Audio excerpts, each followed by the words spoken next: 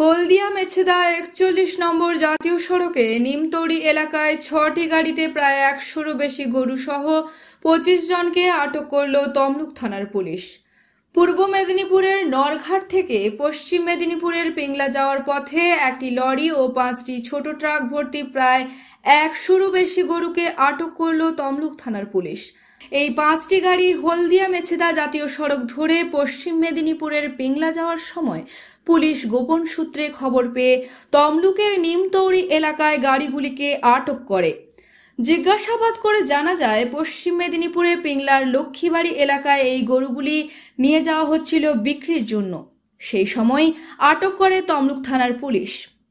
ঘটনাস্থলে উপস্থিত হন তমলুকের সিআই এবং তমলুক থানার আইসি সহ পুলিশ আধিকারিকরা। ৬টি গাড়ি সহ মোট ২৫ জনকে আটক করে পুলিশ।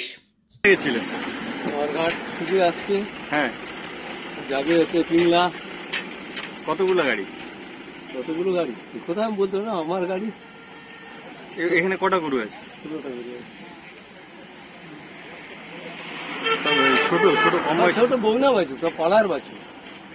পিংলায় গিয়ে কোথায় বাজার আছে? হ্যাঁ, লক্ষ্মীবাড়ি বাজারে বেঁচে কেনা। কিরম দাম এগুলো? বিভিন্ন পিংলা। হ্যাঁ, এই পিংলা।